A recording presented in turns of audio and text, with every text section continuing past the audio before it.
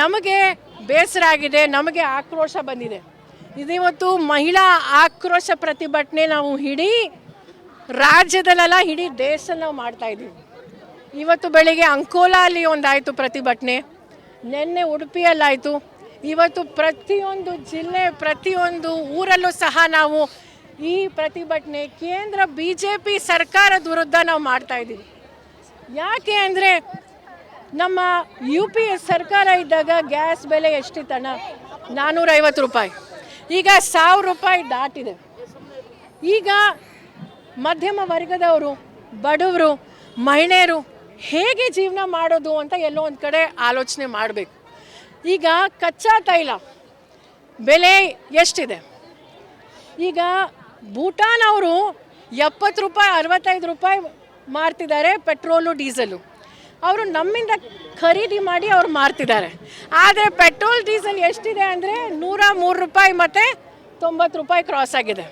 ಈಗ ಕಚ್ಚಾ ತೈಲ ಕಡಿಮೆ ಬೆಲೆಯಲ್ಲಿ ತೊಗೊಂಡು ನಮಗೆ ಗ್ರಾಹಕರ ಮೇಲೆ ಅವರು ಇಷ್ಟು ಜಾಸ್ತಿ ಮಾಡ್ತಿದ್ದಾರೆ. 2 ರೂಪಾಯಿ ರಾತ್ರಿ ಜಾಸ್ತಿ ಮಾಡಿದ್ದಾರೆ. ಈಗ ಇದೆಲ್ಲ ಮಾಡಿದ್ರೆ ಈಗ ಜನರು ಎಲ್ಲಿ ಹೋಗಬೇಕು? ನಿರುದ್ಯೋಗ ಸಮಸ್ಯೆ ತಾಂಡವ ಆಡ್ತಾ ಇದೆ, ಮಹಿಳೆಯರಿಗೆ ಸುರಕ್ಷತೆ ಇಲ್ಲ, ಮಧ್ಯಮ ವರ್ಗದವ್ರಿಗಂತೂ ಬಾಳಕ್ಕಾಗ್ತಿಲ್ಲ, ಬಡವ್ರಿಗಂತೂ ತುಂಬ ಕಷ್ಟ ಆಗಿದೆ. ರೈತರು ಸಹ ಎಲ್ಲ ಕಡೆ ಪ್ರತಿಭಟನೆ ಮಾಡ್ತಿದ್ದಾರೆ. ಕೇಂದ್ರ ಸರ್ಕಾರದ ವಿರುದ್ಧ ಎಲ್ರಿಗೂ ಸಹ ಆಕ್ರೋಶ ಬಂದಿದೆ. ಹಾಗಾಗಿ ನಾವು ಇವತ್ತು ಈ ಕೇಂದ್ರ BJP NDA ಸರ್ಕಾರದ ವಿರುದ್ಧ ನಾವು ಪ್ರತಿಭಟನೆ ಮಾಡ್ತಾ ಇದ್ದೀವಿ. ಈ ಎಲ್ಲ ವಸ್ತುಗಳು ಬೆಲೆ ಏರಿಕೆ ಏನೇನು ಮಾಡಿದಾರೋ ದಿನಬಳಕೆ ಎಲ್ಲ ವಸ್ತುಗಳನ್ನು ಇಮಿಡಿಯೇಟಾಗಿ ಕಡಿಮೆ ಮಾಡಬೇಕು ಅಂತ ನಮ್ಮ ಮನವಿ. ಇವತ್ತು ತಾವು ನೋಡಿದ್ರಿ, ನಮ್ಮ ಜಿಲ್ಲಾಧ್ಯಕ್ಷರು ದೀಪಾ ಗೌರಿ ಅವರು, ಧೃತಿ ಅವರು ಎಲ್ಲರೂ ಇವತ್ತು ಇದ್ದಾರೆ. ಗ್ಯಾಸು ಖರೀದಿ ಮಾಡೋಕ್ಕಾಗ್ತಿಲ್ಲ, 50 ರೂಪಾಯಿ ರಾತ್ರಿ ಜಾಸ್ತಿ ಮಾಡಿದ್ದಾರೆ. ಇಲ್ಲಿ ಒಂದು ಕಡೆ ನಮ್ಮ ಕಾಂಗ್ರೆಸ್ ಸರ್ಕಾರ ನಮ್ಮ ರಾಜ್ಯದಲ್ಲಿ ಮಹಿಳೆಯರಿಗೆ, ಜನರಿಗೆ, ಎಲ್ರಿಗೂ ಒಳ್ಳೆಯದಾಗಬೇಕು ಅಂತ ಅನೇಕ ಯೋಜನೆಗಳು, ಗ್ಯಾರಂಟಿಗಳನ್ನ ರೂಪಿಸ್ಕೊಂಡಿದ್ದಾರೆ. ಮಹಿಳೆಯರಿಗೆ ಈಗ ತಾನೇ ನಾನು ಎಲ್ಲ ಮಹಿಳೆಯರ ಜೊತೆ ಚರ್ಚೆ ಮಾಡ್ತಾಯಿದ್ದೆ. ಆ 2000 ರೂಪಾಯಲ್ಲಿ ಮಕ್ಕಳಿಗೆ ಫೀಸ್ ಕೊಡ್ತಿದ್ದಾರೆ, ಮನೆಯಲ್ಲಿ ರೇಷನ್ ಖರೀದಿ ಮಾಡ್ತಿದ್ದಾರೆ, ಅವರು ಅಂಗಡಿ ಚಾಲು ಮಾಡಿದ್ದಾರೆ, ಹಾಸ್ಪಿಟಲ್ಗೆ ಹೋಗ್ತಿದ್ದಾರೆ.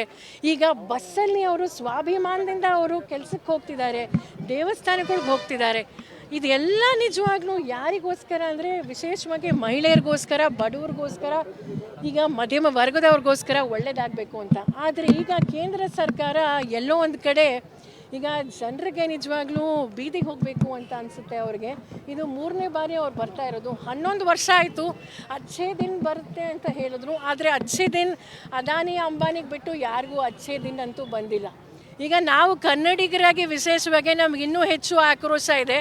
ಯಾಕೆ ಅಂದರೆ ನಾವು ಇಡೀ ದೇಶದಲ್ಲಿ ಮಹಾರಾಷ್ಟ್ರ ಆದಮೇಲೆ ನಾವು ಟ್ಯಾಕ್ಸ್ನ ಕೊಡ್ತಾ ಇರೋದು, ಸೆಕೆಂಡ್ ಹೈಯೆಸ್ಟು ಟ್ಯಾಕ್ಸು. ಆದರೆ ನಮಗೆ ವಾಪಸ್ ಎಷ್ಟು ಬರ್ತಿರೋದು ಅಂದರೆ 100 ರೂಪಾಯಿ ಕೊಟ್ಟರೆ ವಾಪಸ್ ಬರ್ತಿರೋದು ಜಸ್ಟ್ 13 ಪೈಸೆ. ಈಗ ಇದು ಅನ್ಯಾಯನ? ನೀವು ಹೇಳಬೇಕು, ನ್ಯಾಯನ ಇಲ್ವಾ ಅಂತ ನೀವು ಆಲೋಚನೆ ಮಾಡಬೇಕು. ಈಗ ನಾವು ಪ್ರತಿಯೊಬ್ಬರೂ ಅಷ್ಟೇ ಕೇಂದ್ರ ಸರ್ಕಾರಕ್ಕೆ ನಾವು ಎಲ್ರಿಗೂ ನಾವು ಮನವಿ ಮಾಡ್ತಾಯಿದ್ದೀವಿ. ಈಗ ಪ್ರತಿಯೊಂದು ವಸ್ತು ಆಗಿರಲಿ, ನಾವು ಏನೇನೋ ದಿನಬಳಕೆ ಮಾಡ್ತೀವೋ, GST ಗಬ್ಬರ್ ಸಿಂಗ್ ಟ್ಯಾಕ್ಸ್ ಅಂತ ಹೆಸರು ಬಂದಿದೆ ಅದಕ್ಕೆ, ಅದನ್ನೆಲ್ಲ ಇಮಿಡಿಯೇಟಾಗಿ ಕಡಿಮೆ ಮಾಡಬೇಕು. ಜನರಿಗೆ ಸಂಬಳ ಅಂತೂ ಹೆಚ್ಚಾಗ್ತಾ ಇಲ್ಲ. ಈಗ ನೋಡಿ, ಯುವಕರಿಗೆ ಕೆಲಸ ಸಿಗಬೇಕು, ಅವರು ಪಕೋಡ ಮಾರಿ ಅಂತಿದ್ದಾರೆ. ಪಕೋಡ ಮಾರಬೇಕು ಅಂದರೆ ಈಗ ಗ್ಯಾಸ್ ಬೆಲೆ ಜಾಸ್ತಿ ಆಗಿದೆ, ಅಡುಗೆ ಎಣ್ಣೆ ಬೆಲೆ ಜಾಸ್ತಿ ಆಗಿದೆ. ಈಗ ಇದೆಲ್ಲ ಮಾಡಿದ್ರೆ ನಿಜವಾಗ್ಲೂ ಈಗ ಜನ ಎಲ್ಲೋಗಬೇಕು? ಜಾತಿ ಧರ್ಮದ ಹೆಸರಲ್ಲಿ ಜನರನ್ನ, ದೇಶನ ಹಾಳು ಮಾಡೋಕ್ಕೆ ಹೊರಟಿದ್ದಾರೆ. ಆದರೆ ನಮಗೆ ಹೊಟ್ಟೆಪಾಡಿಗೇನಾದರೂ ಒಳ್ಳೇದು ಮಾಡಿ ಸರ್ ಅಂತ ನಾವೆಲ್ಲರೂ ಕೈ ಮುಗಿದು ನಾವು ಕೇಳ್ಕೊತಾ ಇದ್ದೀವಿ. ನೋಡಿ, ಜಾತಿ ಗಣತಿ ಪ್ರತಿಯೊಂದು ರಾಜ್ಯದಲ್ಲೂ ಎಷ್ಟು ಜನ ಇದ್ದಾರೆ ಅಂತ ಗೊತ್ತಾಗಬೇಕು. ಮೊನ್ನೆ ತೆಲಂಗಾಣಲ್ಲೂ ಜಾತಿ ಗಣತಿ ಮಾಡಿದ್ರು. ನಮ್ಮ ಇಡೀ ದೇಶದಲ್ಲಿ ನಾವು ಬೇರೆ ಬೇರೆ ಜಾತಿಯವರಿದ್ದೀವಿ, ಬೇರೆ ಬೇರೆ ಧರ್ಮದವರಿದ್ದೀವಿ, ಬೇರೆ ವರ್ಗದವರು ಎಲ್ಲ ನಾವಿದ್ದೀವಿ. ಪ್ರತಿಯೊಂದು ಜಾತಿನೂ ಎಷ್ಟು ಜನ ಇದ್ದಾರೆ ಅಂತ ಗೊತ್ತಾದರೆ ನಮಗೆ ಅದಕ್ಕೆ ಸಂಬಂಧಪಟ್ಟಂಗೆ ಎಜುಕೇಷನ್ ಇರ್ಬೋದು, ಸ್ಕೀಮ್ಸ್ ಇರ್ಬೋದು, ಮತ್ತು ಅವಕಾಶಗಳಿರ್ಬೋದು, ಕೆಲಸ ಇರ್ಬೋದು, ಮತ್ತು ಅನುದಾನ ಇರ್ಬೋದು ಮಾಡೋಕ್ಕೆ ಮುಂದೆ ಒಳ್ಳೆಯದಾಗುತ್ತೆ. ಸೊ ಅದು ಮಾಡ್ತಿರೋದು ಒಳ್ಳೆಯದೇ ಅಂತ ನಾನು ಹೇಳಕ್ಕೆ ಬಯಸ್ತೀನಿ. ನೋಡಿ, ಈಗ ಫಸ್ಟು ಹೊರಗಡೆ ಬರಲಿ, ಆಮೇಲೆ ನಮಗೆ ಗೊತ್ತಾಗುತ್ತೆ. ಈಗ ಎಲ್ಲ ಹಿರಿಯರು ಅದ್ರ ಬಗ್ಗೆ ಮಾತಾಡ್ತಾರೆ, ನಾನು ಅದ್ರ ಬಗ್ಗೆ ಮಾತಾಡ್ಲಿಕ್ಕೆ ಹೋಗಲ್ಲ.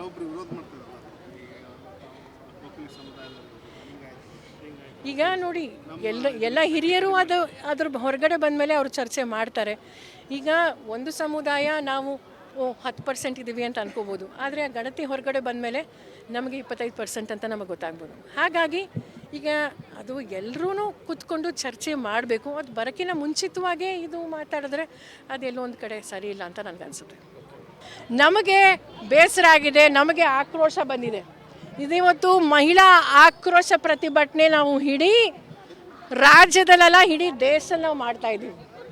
ಇವತ್ತು ಬೆಳಿಗ್ಗೆ ಅಂಕೋಲಾ ಅಲ್ಲಿ ಒಂದಾಯಿತು ಪ್ರತಿಭಟನೆ, ನಿನ್ನೆ ಉಡುಪಿಯಲ್ಲಾಯಿತು, ಇವತ್ತು ಪ್ರತಿಯೊಂದು ಜಿಲ್ಲೆ ಪ್ರತಿಯೊಂದು ಊರಲ್ಲೂ ಸಹ ನಾವು ಈ ಪ್ರತಿಭಟನೆ ಕೇಂದ್ರ BJP ಸರ್ಕಾರದ ವಿರುದ್ಧ ನಾವು ಮಾಡ್ತಾಯಿದ್ದೀವಿ. ಯಾಕೆ ಅಂದರೆ ನಮ್ಮ UPA ಸರ್ಕಾರ ಇದ್ದಾಗ ಗ್ಯಾಸ್ ಬೆಲೆ ಎಷ್ಟಿತ್ತಣ್ಣ? 450 ರೂಪಾಯಿ, ಈಗ 1000 ರೂಪಾಯಿ ದಾಟಿದೆ. ಈಗ ಮಧ್ಯಮ ವರ್ಗದವರು, ಬಡವರು, ಮಹಿಳೆಯರು ಹೇಗೆ ಜೀವನ ಮಾಡೋದು ಅಂತ ಎಲ್ಲೋ ಒಂದು ಕಡೆ ಆಲೋಚನೆ ಮಾಡಬೇಕು. ಈಗ ಕಚ್ಚಾ ತೈಲ ಬೆಲೆ ಎಷ್ಟಿದೆ? ಈಗ ಭೂಟಾನ್ ಅವರು 70 ರೂಪಾಯಿ 65 ರೂಪಾಯಿ ಮಾರ್ತಿದ್ದಾರೆ ಪೆಟ್ರೋಲು ಡೀಸೆಲು. ಅವರು ನಮ್ಮಿಂದ ಖರೀದಿ ಮಾಡಿ ಅವ್ರು ಮಾರ್ತಿದ್ದಾರೆ. ಆದರೆ ಪೆಟ್ರೋಲ್ ಡೀಸೆಲ್ ಎಷ್ಟಿದೆ ಅಂದರೆ 103 ರೂಪಾಯಿ ಮತ್ತು 90 ರೂಪಾಯಿ ಕ್ರಾಸ್ ಆಗಿದೆ. ಈಗ ಕಚ್ಚಾ ತೈಲ ಕಡಿಮೆ ಬೆಲೆಯಲ್ಲಿ ತೊಗೊಂಡು ನಮಗೆ ಗ್ರಾಹಕರ ಮೇಲೆ ಅವರು ಇಷ್ಟು ಜಾಸ್ತಿ ಮಾಡ್ತಿದ್ದಾರೆ. 2 ರೂಪಾಯಿ ರಾತ್ರಿ ಜಾಸ್ತಿ ಮಾಡಿದ್ದಾರೆ. ಈಗ ಇದೆಲ್ಲ ಮಾಡಿದ್ರೆ ಈಗ ಜನರು ಎಲ್ಲಿ ಹೋಗಬೇಕು? ನಿರುದ್ಯೋಗ ಸಮಸ್ಯೆ ತಾಂಡವ ಆಡ್ತಾ ಇದೆ, ಮಹಿಳೆಯರಿಗೆ ಸುರಕ್ಷತೆ ಇಲ್ಲ, ಮಧ್ಯಮ ವರ್ಗದವ್ರಿಗಂತೂ ಬಾಳಕ್ಕಾಗ್ತಿಲ್ಲ, ಬಡವ್ರಿಗಂತೂ ತುಂಬ ಕಷ್ಟ ಆಗಿದೆ. ರೈತರು ಸಹ ಎಲ್ಲ ಕಡೆ ಪ್ರತಿಭಟನೆ ಮಾಡ್ತಿದ್ದಾರೆ. ಕೇಂದ್ರ ಸರ್ಕಾರದ ವಿರುದ್ಧ ಎಲ್ರಿಗೂ ಸಹ ಆಕ್ರೋಶ ಬಂದಿದೆ. ಹಾಗಾಗಿ ನಾವು ಇವತ್ತು ಈ ಕೇಂದ್ರ BJP NDA ಸರ್ಕಾರದ ವಿರುದ್ಧ ನಾವು ಪ್ರತಿಭಟನೆ ಮಾಡ್ತಾ ಇದ್ದೀವಿ.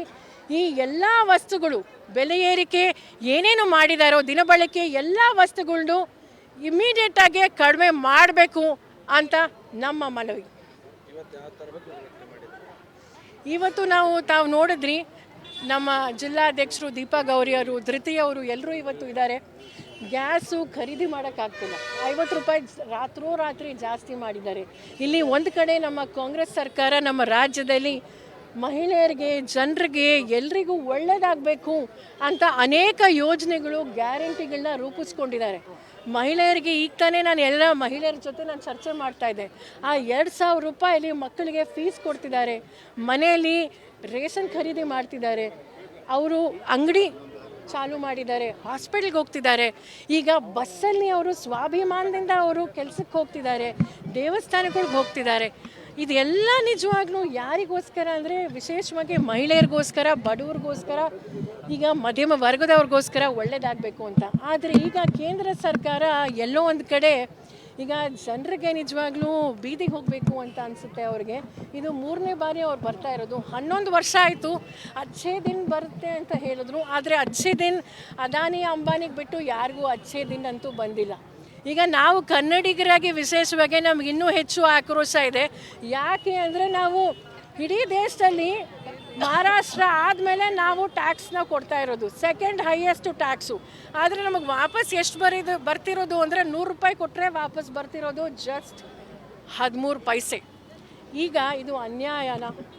ನೀವು ಹೇಳಬೇಕು, ನ್ಯಾಯನ ಇಲ್ವಾ ಅಂತ ನೀವು ಆಲೋಚನೆ ಮಾಡಬೇಕು. ಈಗ ನಾವು ಪ್ರತಿಯೊಬ್ಬರೂ ಅಷ್ಟೇ ಕೇಂದ್ರ ಸರ್ಕಾರಕ್ಕೆ ಎಲ್ರಿಗೂ ನಾವು ಮನವಿ ಮಾಡ್ತಾ ಇದ್ದೀವಿ. ಈಗ ಪ್ರತಿಯೊಂದು ವಸ್ತು ಆಗಿರಲಿ, ನಾವು ಏನೇನೋ ದಿನಬಳಕೆ ಮಾಡ್ತೀವೋ, GST ಗಬ್ಬರ್ ಸಿಂಗ್ ಟ್ಯಾಕ್ಸ್ ಅಂತ ಹೆಸರು ಬಂದಿದೆ ಅದಕ್ಕೆ, ಅದನ್ನೆಲ್ಲ ಇಮಿಡಿಯೇಟಾಗಿ ಕಡಿಮೆ ಮಾಡಬೇಕು. ಜನರಿಗೆ ಸಂಬಳ ಅಂತೂ ಹೆಚ್ಚಾಗ್ತಾ ಇಲ್ಲ. ಈಗ ನೋಡಿ, ಯುವಕರಿಗೆ ಕೆಲಸ ಸಿಗಬೇಕು, ಅವರು ಪಕೋಡ ಮಾರಿ ಅಂತಿದ್ದಾರೆ. ಪಕೋಡ ಮಾರಬೇಕು ಅಂದರೆ ಈಗ ಗ್ಯಾಸ್ ಬೆಲೆ ಜಾಸ್ತಿ ಆಗಿದೆ, ಅಡುಗೆ ಎಣ್ಣೆ ಬೆಲೆ ಜಾಸ್ತಿ ಆಗಿದೆ. ಈಗ ಇದೆಲ್ಲ ಮಾಡಿದ್ರೆ ನಿಜವಾಗ್ಲೂ ಈಗ ಜನ ಎಲ್ಲೋಗಬೇಕು? ಜಾತಿ ಧರ್ಮದ ಹೆಸರಲ್ಲಿ ಜನರನ್ನ, ದೇಶನ ಹಾಳು ಮಾಡೋಕ್ಕೆ ಹೊರಟಿದ್ದಾರೆ. ಆದರೆ ನಮಗೆ ಹೊಟ್ಟೆಪಾಡಿಗೇನಾದರೂ ಒಳ್ಳೇದು ಮಾಡಿ ಸರ್ ಅಂತ ನಾವೆಲ್ಲರೂ ಕೈ ಮುಗಿದು ನಾವು ಕೇಳ್ಕೊತಾ ಇದ್ದೀವಿ.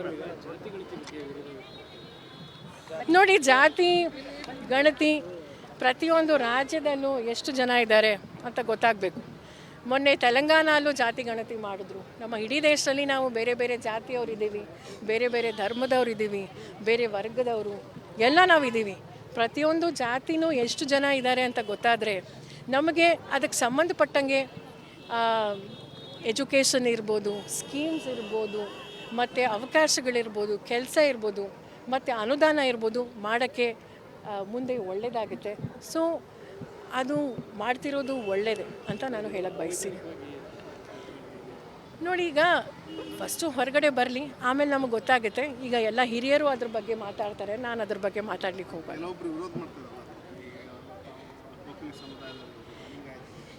ಈಗ ನೋಡಿ, ಎಲ್ಲ ಹಿರಿಯರು ಅದ್ರ ಹೊರಗಡೆ ಬಂದಮೇಲೆ ಅವರು ಚರ್ಚೆ ಮಾಡ್ತಾರೆ. ಈಗ ಒಂದು ಸಮುದಾಯ ನಾವು 10% ಇದ್ದೀವಿ ಅಂತ ಅನ್ಕೋಬೋದು, ಆದರೆ ಆ ಗಣತಿ ಹೊರಗಡೆ ಬಂದಮೇಲೆ ನಮಗೆ 25% ಅಂತ ನಮಗೆ ಗೊತ್ತಾಗ್ಬೋದು. ಹಾಗಾಗಿ ಈಗ ಅದು ಎಲ್ಲರೂ ಕೂತ್ಕೊಂಡು ಚರ್ಚೆ ಮಾಡಬೇಕು. ಅದು ಬರೋಕ್ಕಿಂತ ಮುಂಚಿತವಾಗೇ ಇದು ಮಾತಾಡಿದ್ರೆ ಅದೆಲ್ಲೋ ಒಂದು ಕಡೆ ಸರಿ ಇಲ್ಲ ಅಂತ ನನಗನ್ಸುತ್ತೆ.